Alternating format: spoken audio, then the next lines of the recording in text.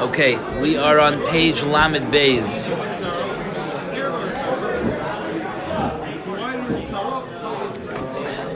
Page Lamed. We discussed last time the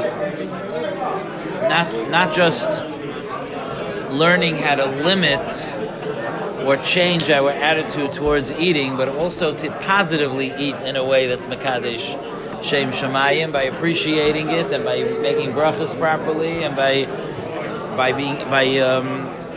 embracing the food that we eat as part of our Avodas Hashem, to turn it into Avodah.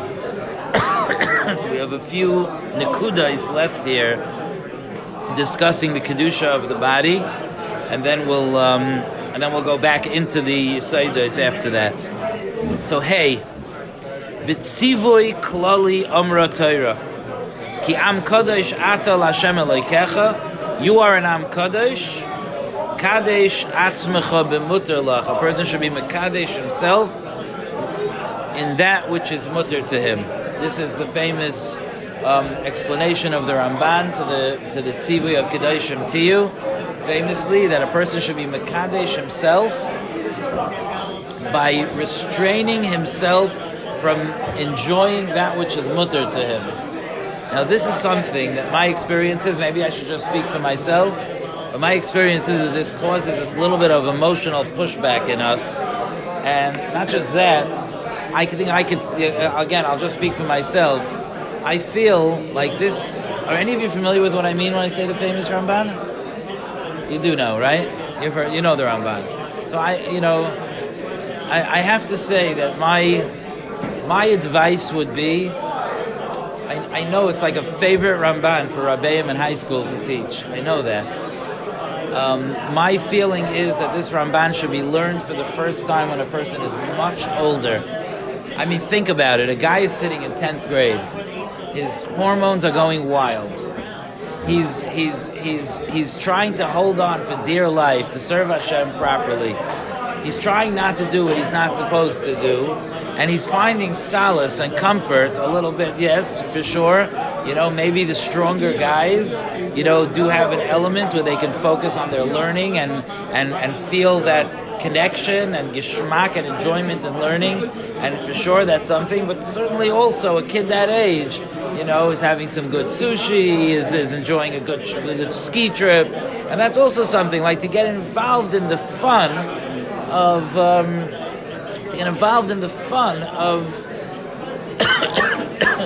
of what's mutter, because he wants to be a ben Torah that does things right. So he's enjoying life, davening hard, learning hard, and playing hard. Make sense? His Rebbe comes in and says, Kadesh עצמך במותר לך. Even what's mutter don't do. Do you think that's the right time for that boy to be hearing that message? And I feel like it spoils it for when we're our age, your age, and you could start hearing, not even so much, but you could start hearing what the milah would be, that something is mutter and I could take a step back from it. So we're going to try to talk about it tonight in a way that gives us a little bit of a perspective, a healthy perspective of what this means. The Cheinamru b'Yavamis, the Heilige Masechta Yavamis, the Cheinamru b'Yavamis Daf Chaf Amid Aleph, Iser Kedusha, Shniyos Midivrei Soifrim. Right, this is not the Pashtas, right? The famous, the Mishnah and Gemara and Daf Chaf, it says Iser Mitzvah and Iser Kedusha. So it is the Mashal Shah. Iser Mitzvah are the Isurei Lavin of the Isurei Lavin, not the Isurei Karas, like Almana L'Kayin Gadol, Grusha V'Chalutza L'Kayin Hedyet, Mamzeres V'Messina L'Yisrael.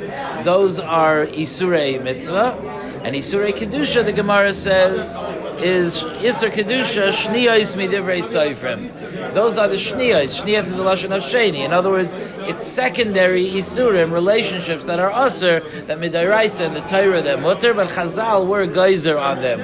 Like Aim Ima, his mother's mother.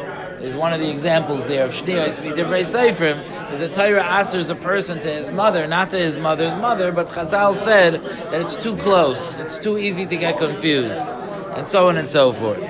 So why V'amai Kari La Yisr Kedusha? So why does it call Shniyos Midivrei Seifrim Yisr Kedusha? Elo Amarava Kadesh Atzmecha B'muter Lach.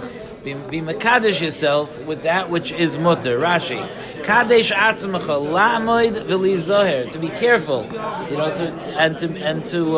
to stop. Like la'amoid is like not to go forward. Af b'muterlach, even in what's mutter to you. Lahoisef aleim shniyos, to add a level of shniyos. Hamuter lecha, which is really mutter technically midaraisa. Al ha'arayas, on top of the isurei arayas. To prevent a person from being over the arayas that are asur min ha'Torah. Tzivoy zeh makif es kol shitchei hachayim.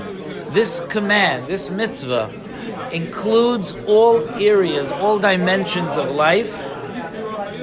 V'hoifech es kol hamuter lach, and it transforms the world of muter lach L'noisei la'avoida lehiskadesh, to a topic in avoida to be miskadesh. Now let's talk a little bit about what this means, because this Ramban, which the Mashgiach talks about in other places in this Sefer as well, is incredibly misunderstood. I mean, I once got to know a guy who was a college football star, and he became Jewish. And when he was not Jewish, he was a very, very, very devout Christian. He became Jewish. He became a very, very, very devout Jew. I haven't spoken to him in about 20 years. I don't know where he is now. But back in the day, 20 years ago, I got to know this guy. But because he came from like a Christian background, sometimes the hashkafos, Rahman al-Itzlan, of Christianity seeped into his Jewish hashkafos, because if you don't have the sensitivity to differentiate, things sound the same. And he used to tell me that he tries to purify himself from sins of the flesh. Sins of the flesh is very Christian sounding, no? But the idea is like to indulge too much in Gashmias. There's this sense of like purifying myself, like almost like being mitzayir yourself l'shem kedusha. That kedusha means holding oneself back and living a painful life and starving and being overtired. Right? That's kedusha. Only it's not. There's nothing to do with kedusha. There's absolutely nothing to do with kedusha. I remember one time many years ago, a bacher came over to me to tell me that he's having a very, very, very hard time with his avodas Hashem. He's not sure he wants to be from. So I said, and this guy was a very, very, very like top guy, maybe a little too top. Maybe he needed to loosen up a little bit. And I said to him, so what is it that's hard for you? So he squints his eyes and picks up his fists, it's like Yiddishkeit. I said, I think you should go off the derech. He said, are you serious?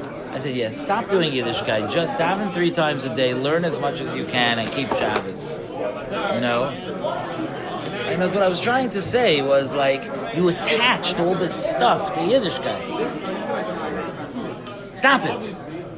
And if you watch Gedolei Yisrael, and you watch Talmidei Chachamim, if any of you have Rabbeim who are really plugged in a solid way, they are not walking around depressed. One of the most tremendous Kadesh Atzmecha B'muter Lachs that I know of is Rav Shimon Galei. Have any of you ever met him? You've heard of him? Right, he's from the big tzaddikim in Eretz Yisrael today. So I had the schus to meet him a few years ago, actually with Rabbi Oberlander. When Rabbi Oberlander was first diagnosed, so he wanted to get a bracha for Rav Shimon Galei. and we got one of Rabbi Oberlander's Talmidim had an inn over there by Reb Shimon, and he was in America for Shabbos, and he was staying with a bunch of his Talmidim in a hotel, and we got Rishus to come for davening to that hotel Sunday morning. We got up very, very, very early, and we drove to New Jersey, and we came to davening to Reb Shimon. And Reb Shimon, one of the things he does, he's known for, is his very, very, very long Aleinu. Do you know that? He says Aleinu after every tefillah. I saw it for like 10 minutes. Okay? He's just so happy. And he's just Aleinu, l'shabeach, la'adoyin, ha'kol. And of course, any minyan he's in, the chazan just waits, you know? And he says Aleinu forever. Okay?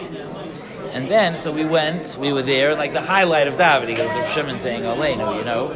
And then he finishes davening, and we're like walking like a little behind him, like, you know, it was like he was told to speak to us. It was a serious thing. He wanted a bracha. And in the hallway, I don't know who the guy was. Reb Shimon grabs a guy, tells us to join, and starts dancing like I've never seen, okay? This is a frail man. He's thin like a stick, okay?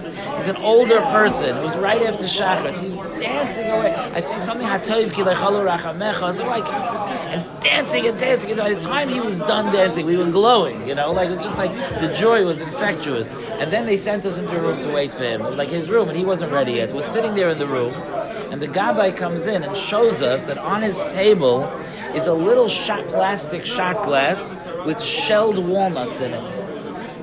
And the gabbai tells us that's his food for the day. How's that for Kadesh עצמך במותר? What happened to the depression? What happened to the squeezing his eyes shut and saying Yiddishkeit? No, that's not Yiddishkeit. And it's not the idea. It's not that like we try to be mitzayir yourself, hurt yourself. That's not what it's about. Kadesh עצמך במותר has a practical point, and it has a deeper point. And really we should start with the deeper point, because that's the place to start, based on what we've learned in this sefer. Kadesh עצמך במותר means like this. If a person understands that he's in this world to serve HaKadosh Baruch Hu, and that it's not about him, it's not about indulging himself, it's about serving, it's about giving, it's about providing, either for Klal Yisrael or to do the Ratzon Hashem. So he understands that the beauty of life in this world is the ability to give, not the right to take. And even when something is mutter, it's not on his list of values to stam take things. That's not what he's here for. He's here to serve. And when a person is truly, truly, truly here because he wants to serve HaKadosh Baruch Hu, HaKadosh Baruch Hu is his highest value, like we started the Sefer with, and every other value that he has is only measured by its value to HaKadosh Baruch Hu. So in food, when it comes to food, the value of food is in as much as HaKadosh Baruch Hu wants me to enjoy food. Think about how healthy that is, because what it does is it allows me to indulge in food to the extent that it's my madrega to enjoy. Sometimes we're at a stage in life, especially when we're younger, and as we get older, slowly it could transform, where the right thing is to say, you know what? I'm young, I need this chill. Pass the sushi. I think it's sushi tonight. Okay? You know, sometimes that's what's necessary. And even there, I want to point out that even there's a tremendous avodah, because and I think I've mentioned this earlier in different points here. I could say I'm going to enjoy the sushi, but there's a way to eat sushi. How desperate am I? How immersed am I? Someone came into me today and said to me, "Is there sushi tonight?" I was turned off a little bit. I'm a great guy. I'm sure it was maybe a miscommunication, but like, really? you're deciding if you're going to go. You're checking in if the sushi, like what's on the menu. You understand what I mean? Like, go and enjoy the sushi. But that's what you're checking in. You go to the Menal's office to check if there's sushi tonight by the Tu B'Shvat Tish. Calm down a little bit. Whatever it is. There's something not dignified about that. There's something like, do you hear what I'm saying? There's something like, let's not get lost in the sushi. Could you imagine if the Rosh Hashiva came in one morning and you walked over to ask him a shayla, and he says to you, I'm sorry I didn't call you back last night. I was by a chasana. You should have seen the Viennese table. And he starts describing to you in detail that he put chocolate syrup on his ice cream and then he put nuts on top. It's not just that you would think it's out of character. You would be embarrassed to be standing there listening to him describe his ice cream. True or not true? Now, if you found out that he ate ice cream and enjoyed it, would that bother you? No. People, whatever different people's cheshbainos are. But being immersed in it, that's my world, that's something that even we're shaykh to work on. Okay, calm down, so there's sometimes people get like too, they're too the waiter comes around by the chasana and says chicken or meat, and the person's like, whatever you want. I don't want to say, what? Whichever. I've seen it, the waiter's like, could you please just the waiter, he didn't sign up for this, he didn't go to yeshiva, like why can't you just tell me if you want chicken or meat? Whichever. I understand the thing, the feeling is, whatever you serve me is good, I don't want to get into it. But, okay, in that case, I think sometimes you draw more attention to yourself being a Pirish than you do just saying if you want chicken or meat. And if you really, really want to be a Pirish, just take the chicken. Okay? But anyway, but that's the Kadesh Atzmach B'Mutter. There is another element of Kadesh Atzmach B'Mutter that even if you just work on it this way, just work on it the way I'm saying, I'm not making such a big deal. It happens more by our families and maybe in the dorms than it does like in yeshiva. We get a little, protective of our food. And at home this happens, someone opens the fridge, it's like, who took the last whatever? Like, whoa, we don't have to start an investigation over here. Someone took it, get over it, find something else to eat. That type of stuff. That's a way to work on it. There is a nekuda where if I'm completely immersed in food or other indulgences, if I'm completely immersed, then it's the flip side of what I said. The me becomes so strong that a person could start being over Averis. That's the point of the Gemara here. Kadesh Atzmach B'Mutter, the Rashi says, Kedei shalei tovei lidei araya, so asurais min ha'Torah. It can't mean just because you're going to get confused. It has to mean that if I'm overindulging, so then I made my whole life about how I'm going to enjoy, now I'm going to sacrifice that because something punked in this case turned out to be aser. I can't do that. But if a person accustoms himself to that the end all in his life is not me, so then a person has the strength, has the muscles to be like, okay, this is not for me. This is not for me. This is not... And that's one of the things. Food is the best way to deal with it with food, is to be able that it's okay. It's okay. One of the challenges of being in a dorm is when you come back to your room and someone ate your food. It comes up. I don't know your dorms, but it comes up. You've certainly dealt with it in the past. Now it's absolutely usher for someone to come in and assume that someone lets that it's an Yisr Gzela. You're not allowed to do that. You're not allowed to take something for sure he would let. All that stuff is not allowed. You have to ask someone before you take their food. And by the way, you have to be careful when and how you ask. Okay, if I walk into your room and I say, you mind if I take your last piece of cake? You're going to say yes, and it's still Geneva. Because in your mind, you're like, no. But you say yes. Because you feel that social pressure. Right? So you have to be careful about that. But there is a fury that we have sometimes when something was taken from us. I teach, I think I told you this, but I teach boys Friday night. You've been there, right? You've been there, right? You never come to the Friday night Seder? Not yet. Okay, so after the meal on Friday night, I go back to shul, and between 35 and 50 boys in the community come to learn with me.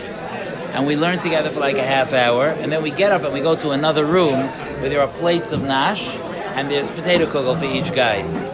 And I work with them, these kids, just to walk to the other room, not to run. You know how it goes with kids, right? Just to walk, not to run. I don't have time to tell you the whole arichas. The kids there could give you the whole shtickle Torah.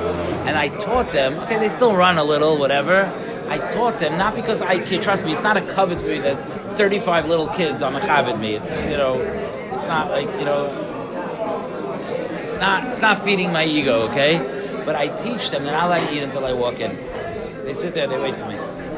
And I come in last, and they wait for me. When I come in, they quickly start taking back. Because now they're allowed to. But my purpose is not to torture them. My purpose is to give them a gift. The gift I want to give them is the ability to stare at a plate of nash.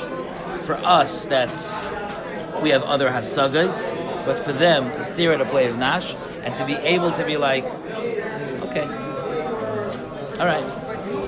Because even for us, it's distracting. It's a good lesson, no? And we talk about it. We schmooze about it. And we schmooze about how hard it is. I walked in a few Friday nights ago. I said, guys, tonight, I want everyone to take from the nash and put it on someone else's plate. But it's still all exercises to teach the same idea. It's not all about my enjoyment. And you know what it does? It frees us to really appreciate life. When we're not slaves to our stomachs or to our hormones, and we could be alive enough to just appreciate life. So that's this thing. Kdei עצמך במותר. Don't overdo it. The Ramban should not have been taught to you at such a young age. This is something to appreciate slowly, and it starts with being mevater on food. That's where it starts. Being mevater food. You know where else? It's also, if you're served food that you don't love, eat it if somebody will feel good that you ate it. That's also a place. It's eating, but it's also saying it's not just about me. I can eat because my mother worked hard to make this, and it's not my favorite thing, but I'm going to eat it. That's also a way of Kaddish Asmutal that is shaykh to us. We can do that. Okay, Hashem should help us to continue to grow. Yashikaya.